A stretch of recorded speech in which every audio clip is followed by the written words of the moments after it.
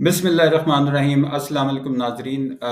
मुझे बहुत खुशी हो रही है एक मरतबा फिर आपको इस अपनी वीडियो में खुशामदीद कहते हुए कि आज हम एक मरतबा फिर एडवोकेट शहबाज मुर्तज़ा अंसारी साहब एडवोकेट हाई कोर्ट और फेडरल शरीयत कोर्ट से वक्त लेने में कामयाब हो गए हैं। मैं हमेशा इस बात को अपनी खुशकिस्मती समझता हूँ और अपने नाज़रीन के साथ ये चीज़ शेयर करता हूँ कि सीनियर जो वकला हैं उनके पास जो कॉम्पिटेंट प्रोफेशनल्स होते हैं उनके पास जाने से आपका आधा मसला जो है वो हल हो जाता है। बहुत सारे ऐसे लोग जो कि प्रोफेशनल कॉम्पिटेंट वकला के पास नहीं पहुंच सकते, उनके लिए काफ़ी बाद में मसाइल पैदा होते हैं। तो ये एक बड़ा अच्छा ज़रिया है और हम इस बात पे बहुत शुक्रगुजार हैं शहबाज मुर्तज़ा अंसारी साहब जो एडवोकेट हाई कोर्ट और फेडरल शरीफ कोर्ट हैं कि वो हमें गाहे बगाए जो है वक्त भी देते हैं और हमारी रहनुमाई भी फरमाते हैं। मैं सबसे पहले वेलकम करूंगा अपने मोअज़्ज़ज़ गेस्ट को, जनाब शहबाज मुर्तज़ा अंसारी साहब एडवोकेट हाई कोर्ट और फेडरल शरीयत court. Sir welcome to programme. Welcome sir. Gyan sahab कैसे हैं आप? ठीक हैं? सर मैं अल्लाह का शुक्र है, आप खैरियत से हैं सर? जी जी। सर आज मैं बहुत शुक्रगुजार हूँ, एक मरतबा फिर आज हम आपको पकड़ने में कामयाब हो गए हैं। नहीं सर, मैं खुद इंजॉय करता हूँ, बल्कि मेरी ये फील्ड है। और आपसे जो जब बातचीत होती है तो कई अहम सवाल जो हैं वो उठाए जाते हैं, और फिर मैं खुद सीखने वाला बंदा हूँ और हमेशा सीखता रहता हूँ। वो लॉ ऐसी फील्ड है कि बंदा खुद सीखता रहता है। जी, ये तो ये बड़ी आपने दुरुस्त बात फरमाई। वो कहते हैं कि कुछ डिग्रियां ऐसी होती हैं कि जिनके मुकम्मल करने के बाद पढ़ाई शुरू होती है। तो जी जी, ऐसे ही ऐसे ही। अच्छा, ठीक है। अच्छा सर, एक बड़ा आज आपसे जो चीज़ डिस्कस करनी है, बहुत सारे आपको पता लोग जो हैं वो इस तरह के सवालात ज़हन में आते हैं। चूँकि आपको पता है यहाँ पे एक तो खैर वैसे ही इल्म की जो है वो उस तरह फरावानी नहीं है हमारे मुल्क पाकिस्तान के अंदर। लेकिन ये है कि जो कानून की आगही है वो भी ना होने के बराबर है लोगों के अंदर यहाँ पर। तो एक लफ्ज़ इस्तेमाल होता है वो जो आप आज मैं आपसे मतलब इस पे चाहूँगा कि आप हमारी रहनुमाई भी फरमाएँ और इस पे रोशनी डालें। अक्सर लोग कहते हैं कि जी कुछ उनके ज़हन में एक लफ्ज़ आता है कि जी ये मदयून डिग्री जो है ये लफ्ज़ क्या है? तो हमें वो सवालात पूछते हैं कि जी ये क्या होता है? ये किस तरह होता है ये? तो ज़रा थोड़ा-सा इसके बारे में पहले थोड़ा-सा ब्रीफ़ कर दें कि ये जब ऐसा है कि जब लोग सवाल पूछें कि मदयून डिग्री जो है ये क्या होता है? तो ये इसके बारे में ज़रा रहनुमाई फरमाएँ। सर, मदयून डिग्री वो शख्स है, सादा अल्फाज में, कि जिसके खिलाफ कोई कोर्ट ने डिग्री सादर की हो, उसको कहते हैं मदयून डिग्री। वो डिग्री चाहे दीवानी की हो, चाहे फैमिली की हो, चाहे कोई भी हो, एक कॉम्पिटेंट कोर्ट जब कोई डिग्री या फैसला सादर करती है किसी शख्स के खिलाफ, तो वो डिग्री होने के बाद वो मदयून डिग्री बन जाता है। यानी जो शख्स केस के दौरान मुद्दा लय होता है, जी, जी। डिफेंडेंट जिसको हम कहते हैं, जी, जी। जब उसके खिलाफ डिग्री सादर हो जाती है तो वो डिफेंडेंट से मदयून डिग्री जजमेंट डेप्टर हो जाता है, और वो जो मुद्दई होता है वो डिग्री होल्डर हो जाता है। अच्छा सर, आपका मतलब है कि जिसके खिलाफ फैसला अदालत कर दे वो उसको मदीन डिग्री कहेंगे? जी, उसको कहते हैं मदयून डिग्री। अच्छा, ठीक हो गया। तो इसका ये मतलब है कि जिसके खिलाफ फैसला आए और उसको हम मदीन डिग्री कहते हैं। जी, ऐसे ही है। तो सर ये मुख्तलिफ जो अदालतें हैं, अब इसमें आपको पता है सर गार्डियन कोर्ट्स हैं, फैमिली कोर्ट है ये। तो इनमें जब किसी के खिलाफ डिग्री हो जाती है, फैसला आ जाता है ये, तो जो कोर्ट है वो कैसे अमल दरामद कराता है और किस कानून के तहत अमल दरामद कराता है डिग्री के ऊपर से? देखिए, अगर तो फैमिली कोर्ट की डिग्री है, वो दफ़ा 13 है waste Pakistan family courts act 1964, जिसके तहत डिग्री पर अमल दरामद होता है। और अगर कोई दूसरी डिग्री है, सिविल डिग्री है, तो आर्डर 21 से ज़ाब्ता दीवानी का उसके मुताबिक होता है। लेकिन फैमिली कोर्ट भी जब दफ़ा 13 के तहत डिग्री पर अमल दरामद करवाती है, तो उसको भी हेल्प लेनी पड़ती है आर्डर 21 से, क्योंकि ज़ाब्ता दीवानी तमाम कवानीन की माँ है। उसको तमाम कवानीन की माँ कहा जाता है। यानी जहाँ पर किसी भी स्पेशल लॉ में जहाँ पर खामोशी होगी, वहाँ ज़ाब्ता दीवानी से मदद ली जा सकती है। अच्छा, अच्छा, अच्छा, अच्छा, अच्छा, अच्छा। ये इसमें तो सर ये जो फैमिली कोर्ट होती है ये चूंकि स्पेशल लॉ है तो ये इसके पास अपने अख्तियारात भी तो होते हैं इसको करने के। बिल्कुल होते हैं, बल्कि जो सेक्शन 17 है फैमिली एक्ट का, उसमें कहा गया है कि फैमिली कोर्ट जो है, उस पर ज़ाब्ता दीवानी के सिर्फ 2 दफ़ा 10 और 11 एप्लीकेबल होंगी, बाकी कोई दफ़ा एप्लीकेबल नहीं होगी। ठीक है? 10 और 11 रेजिडू डिकाटा वगैरह से मुतल्लिक है। अब फैमिली कोर्ट को अपने वसी अख्तियार हैं, यानी कि ये ज़ाब्ता दीवानी और कानूनी शहादत को आउट करने का मतलब ये नहीं कि फैमिली कोर्ट को महदूद अख्तियार को महदूद करना, बल्कि वसी करना है कि फैमिली कोड किसी ज़ाब्ते की पाबंद नहीं है, किसी टेक्निकलिटी की पाबंद नहीं है। फैमिली कोड इंसाफ करने के लिए वसी अख्तियार हासिल नहीं, बल्कि वो अपनी प्रोसीडिंग क्रिएट कर सकती है फैमिली मैटर्स में। वो टेक्निकलिटीज में उलझ कर इंसाफ रोक नहीं सकती। अच्छा, अच्छा सर, इसमें जो एक बड़ा अहम सवाल ज़हन में आता है वो ये है कि डिग्री हो जाने के बाद जो मामलात हैं, उसके अंदर अदालत के पास वो कौन से अख्तियारात हैं जिन पर अमल करके वो मदयून डिग्री को मजबूर कर सकती है कि वो डिग्री पर अमल करे? जी, कियान साहब, बड़ा अच्छा सवाल आपने किया। होता आमतौर पे ये है कि डिग्री कराना आसान काम होता है कभी-कभी, और उस पर अमल दरामद मुश्किल होता है।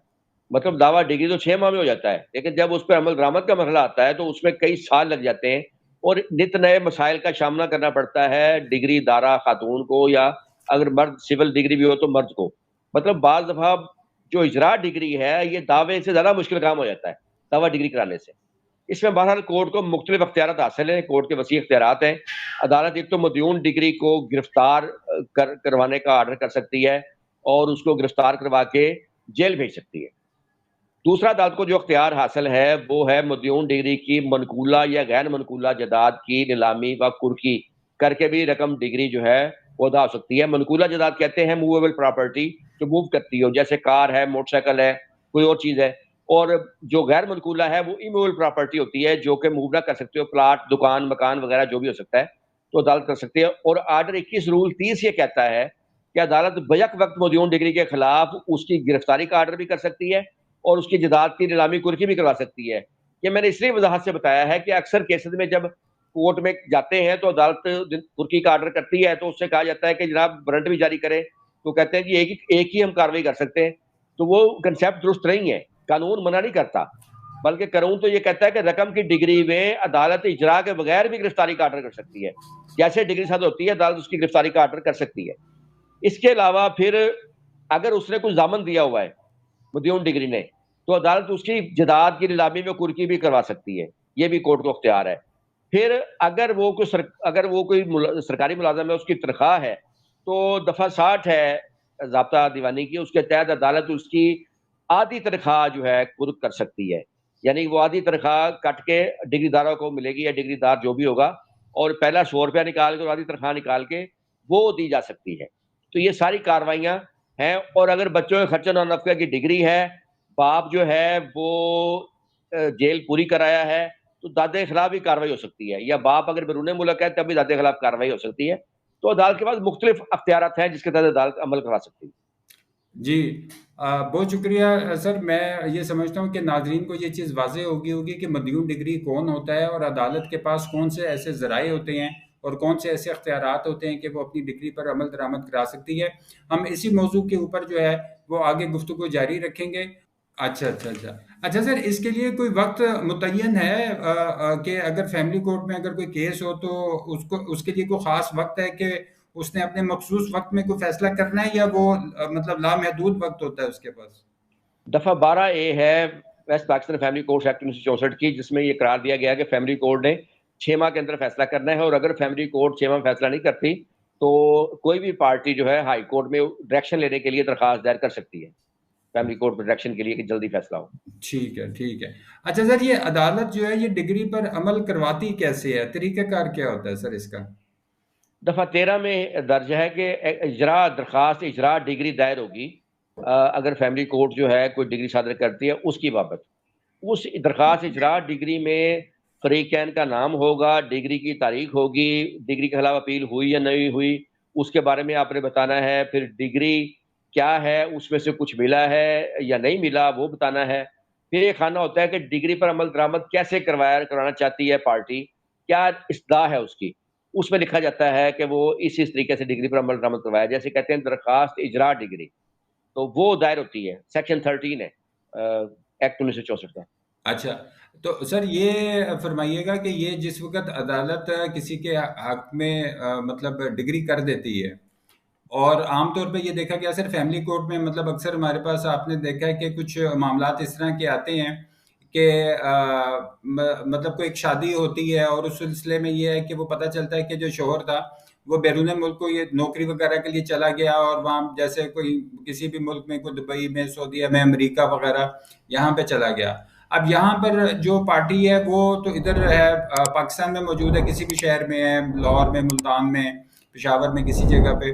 तो यहाँ पर अगर वो मौजूद हैं और डिग्री उनके हाथ में हो गई है, और अब जब आपके कहने के मुताबिक जो मदयून डिग्री था वो तो मुल्क में मौजूद ही नहीं है, वो मुल्क से बाहर है, तो ये एक बड़ा सवाल सामने आता है कि जी वो तो इस वक्त बैरून मुल्क में है कोई, तो फिर उस सिलसिले में क्या अदालत जो है इकदाम लेती है? देखें, जब दावा दायर होगा यकीनन तब भी वो बैरून मुल्क ही होगा, सिर्फ डिग्री के बाद नहीं होगा। तो बैरून मुल्क कोई भी शख्स जो है वो पाकिस्तान में मुकदमा लड़ सकता है, मना नहीं है। वो अपना मुख्तार खास के जरिए लड़ सकता है। वो मुख्तार खास अपने किसी अजीज को बनाएगा जो पाकिस्तान में उसके शहर में उसका कोई अजीज होगा, भाई, दोस्त, वालिद या कोई भी शख्स हो सकता है। तो वो एम्बेसी से तस्दीक करवा कर वो मुख्तार खास भेजेगा, तो उस शख्स को अख्तियार होगा उसकी जगह केस लड़ने का। इस तरह जब डिग्री हो जाएगा तो 2004 में सुप्रीम कोर्ट की एक जजमेंट मौजूद है कि अगर मदयून डिग्री पर अमल दरामद नहीं करता तो वही मुख्तार खास जो है उसकी डिग्री का पाबंद है। वही कार्रवाई जो मदयून डिग्री के खिलाफ हो सकती है वो मुख्तार खास के खिलाफ भी हो सकती है, क्योंकि वो ये नहीं कह सकता कि जनाब मैं तो सिर्फ केस लड़ने की हद तक मुख्तार खास था, डिग्री पर अमल दरामद तो उसी ने करना है। तो ऐसा वो नहीं कह सकता। अगर वो केस लड़ने का मुख्तार खास है तो डिग्री पर अमल दरामद करवाने का भी वो मुख्तार खास है, उसका जिम्मेदार भी वो है। अच्छा, अच्छा, अच्छा। अच्छा सर, ये केस आया था हमारे पास एक, ये तकरीबन कोई 6-8 महीने पुरानी बात है कि एक खातून इसी तरह आई थी, तो उनका जो शौहर थे वो बैरून मुल्क थे। उनके हक में मतलब डिग्री भी हो गया था केस। तो अब वो जैसे मतलब इस तरह के मामलात में अगर ऐसे बात होती है और वो आगे से प्रोसीड ही नहीं करता कोई, मतलब जवाब दवा ही नहीं आता, कोई रिटन स्टेटमेंट ही नहीं आता, तो उस सूरत में फिर ये एक्स पार्ट डिग्री हो जाए तो फिर उसमें क्या सूरत हाल होगी सर? सूरत कोई नहीं होती। एक्सपर्ट डिग्री हो गया, उसके बाद दावा जब डिग्री हो जाएगा तो वो उसको नोटिस वगैरह भेजेंगे, ठीक है। और अगर तो उसने आके मनसूखी डिग्री की दरखास्त दे दी तो डिग्री मनसूख हो सकती है, कार्रवाई चलेगी। अगर वो नहीं आता तो फिर अदालत कार्रवाई कर सकती है। अदालत को मुख्तलिफ अख्तियार हासिल होते हैं डिग्री पर अमल दरामद के लिए। उसमें वो अदालत जो है सिर्फ ये नहीं होता कि उसको अरेस्ट ही होना होता है, उसकी मनकूला व गैर मनकूला जायदाद की कुर्की व नीलामी हो सकती है। और दीगर कार्रवाई जो है वो भी की जा सकती है।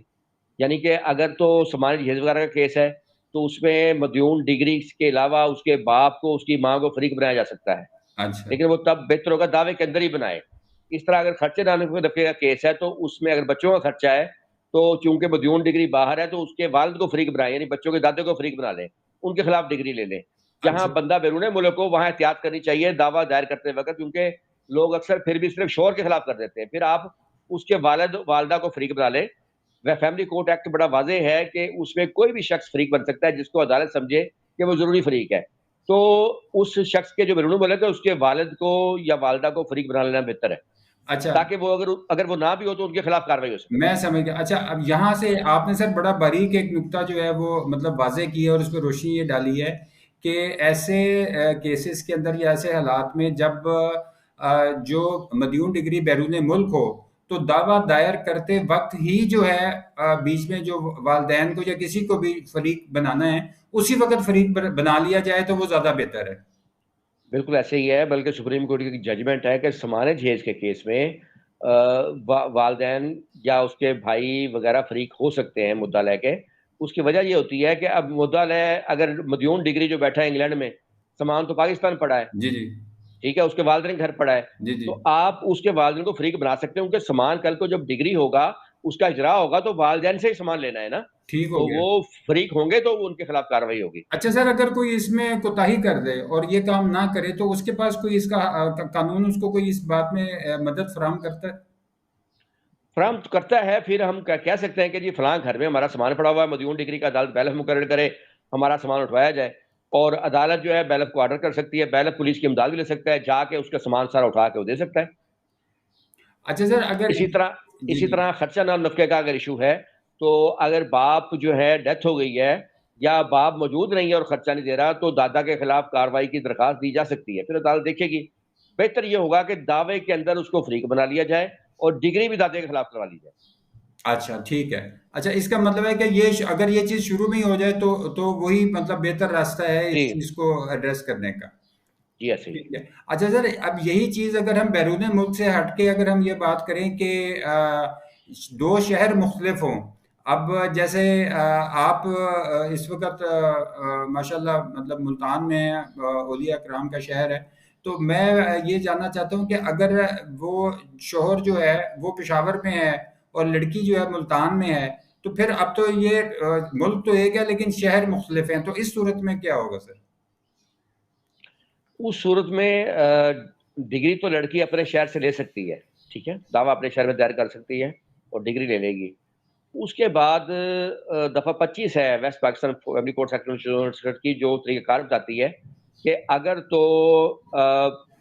एक ज़िला है और मुख्तलिफ अदालतें हैं, तो डिस्ट्रिक्ट जज को इख्तियार है केस ट्रांसफ़र करने का। अगर मुख्तलिफ सिटीज़ हैं, मुख्तलिफ ज़िले हैं, तो हाई कोर्ट को इख्तियार है। हाई कोर्ट में दरख्वास्त दी जाएगी, हाई कोर्ट जो है वो डिग्री और इजरा दूसरी शहर भिजवा सकती है। और अगर सूबे मुख्तलिफ हैं, तो फिर ये इख्तियार सुप्रीम कोर्ट का होगा। सुप्रीम कोर्ट में दरख्वास्त दी जाएगी कि वो जो डिग्री है और दरख्वास्त इजरा डिग्री है, वो मदयून डिग्री के शहर में भिजवाई जाए। क्योंकि अगर लड़की मुल्तान की है, जैसे आपने सवाल किया, और लड़का पेशावर का है, तो मुल्तान से पुलिस जाए और जाकर पेशावर से गिरफ्तार करे, नामुमकिन सी बात है। और दूसरी बात ये है कि प्रॉपर्टी भी यकीनन उसकी पेशावर में होगी, लड़के की कोई भी मूवेबल या इमूवेबल। तो बेहतर यही होगा कि डिग्री इजरा पेशावर भिजवा दिया जाए और वहां से कार्रवाई की जाए उसके खिलाफ। सर ये जो डिग्री अभी आपने जिक्र किया, अब आपने तीन इसमें तीन स्टेप्स जो हैं वो आपने इसमें जिक्र किया है। पहला आपने जिक्र किया कि अगर जिला एक ही है तो जी एक जिले के अंदर जो है वो उस अदालत को ही अख्तियार है कि वो उसको जो है केस ट्रांसफर कर सकती है। जी, ऐसे ही है। अच्छा, और अगर वो जिला एक नहीं है तो फिर हाई कोर्ट को ये अख्तियार हासिल है कि वो ये कर सकता है।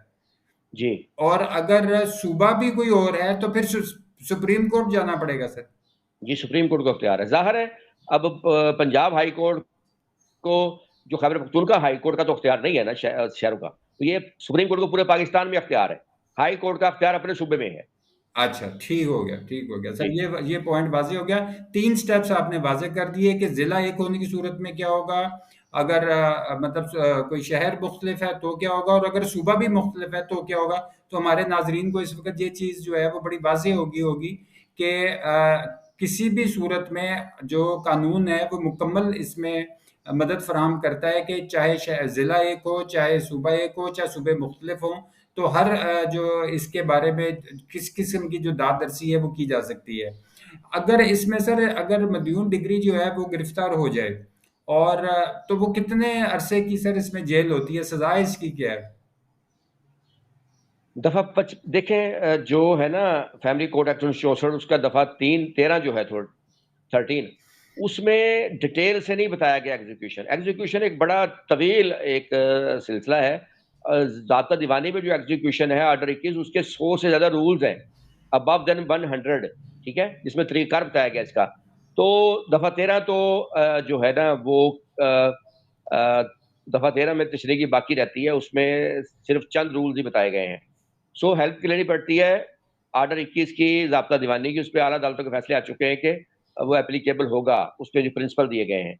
तो उसकी दफ़ा 55 है ज़ाब्ता दीवानी की, तो ऑर्डर 21 है, एक सेक्शंस है उसके इजरा के।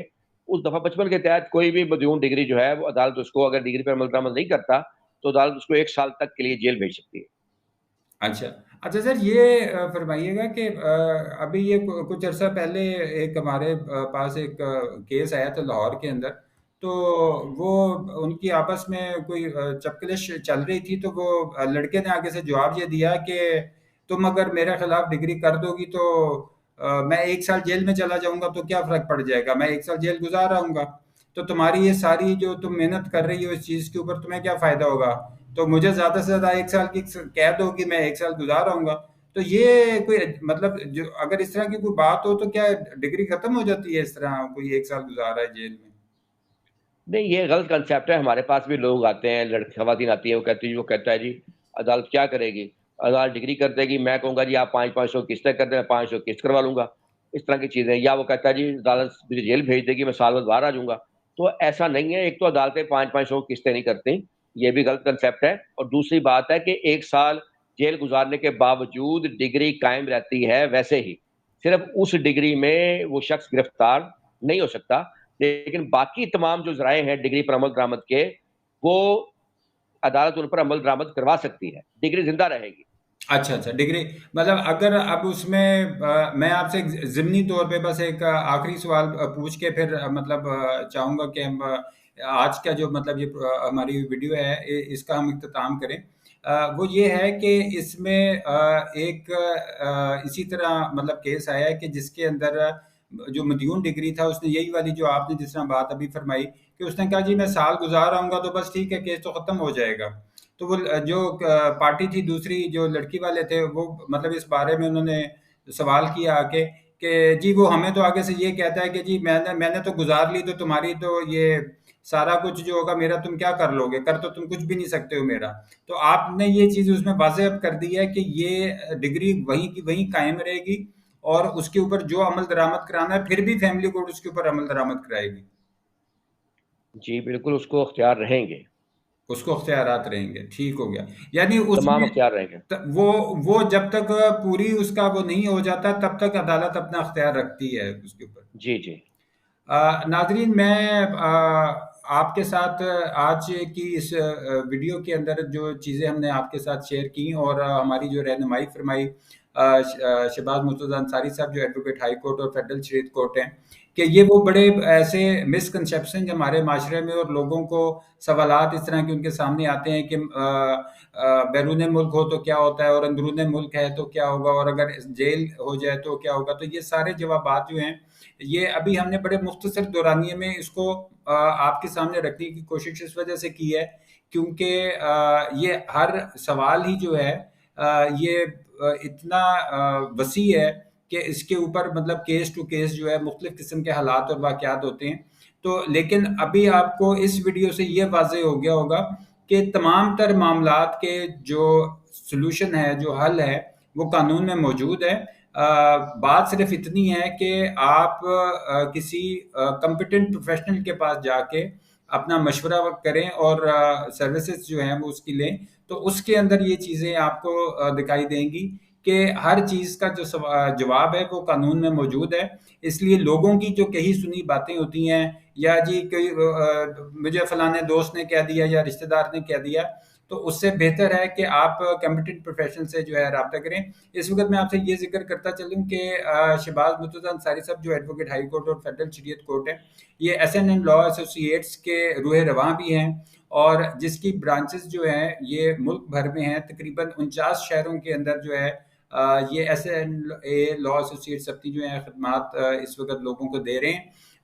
आपके पास इस वक्त स्क्रीन पे नंबर भी आपको दिखाई दे रहे हैं, इस पे इनका व्हाट्सएप भी मौजूद है और मैं ये जिक्र करता चलूँ कि ये पहले जो चीज़ मेरे भी इल्म में है मैं अभी दोबारा उसको कंफर्म भी कर लेता हूँ। 7 से शाम 7 से 9 बजे तक ये बिल मुशाफा जो है आप इनसे मुलाकात भी कर सकते हैं, मशवरा भी कर सकते हैं, लेकिन औकात कार इनके सुबह 9 बजे से ही जो है वो शुरू हो जाते हैं। लिहाजा आप सुबह 9 बजे से लेके रात 9 बजे तक जो है वो दिए गए नंबर जिस वक्त आपको स्क्रीन पे दिखाई दे रहे हैं आप इनके ऊपर इस पर रब्ता कर सकते हैं।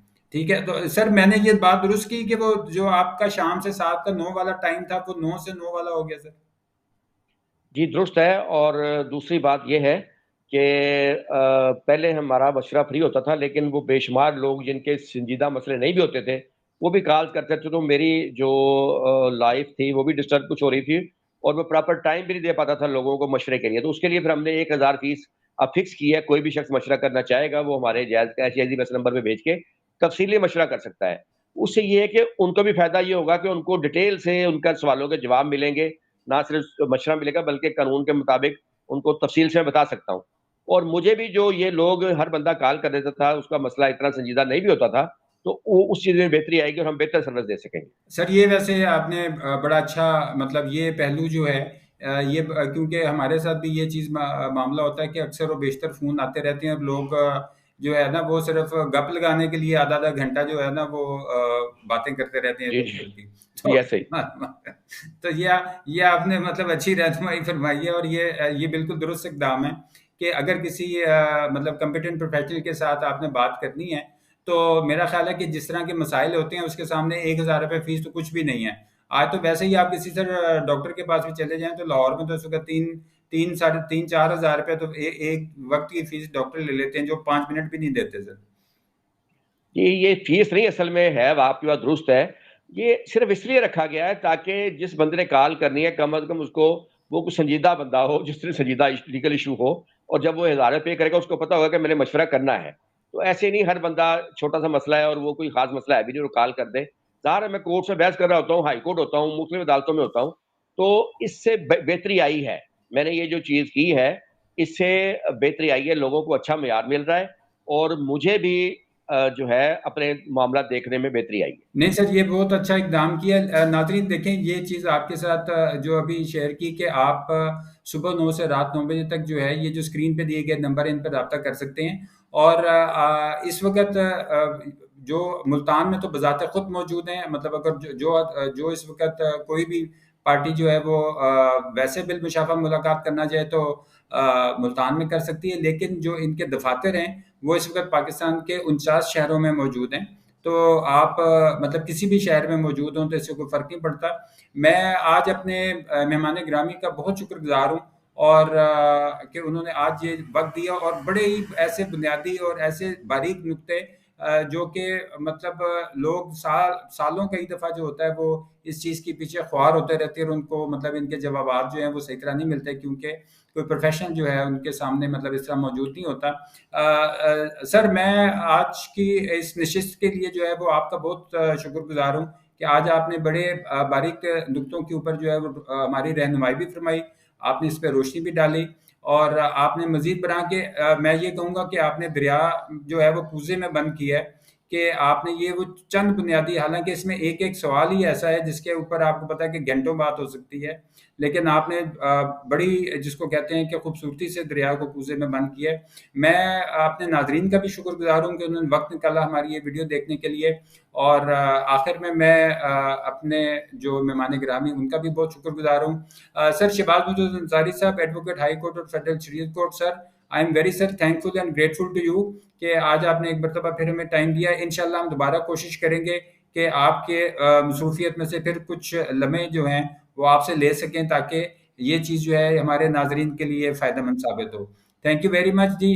अगली वीडियो तक इजाज़त दीजिए। एडवोकेट इक्यान शाह आपकी खिदमत में दोबारा नई वीडियो लेके हाजिर होगा। अल्लाह हाफिज़।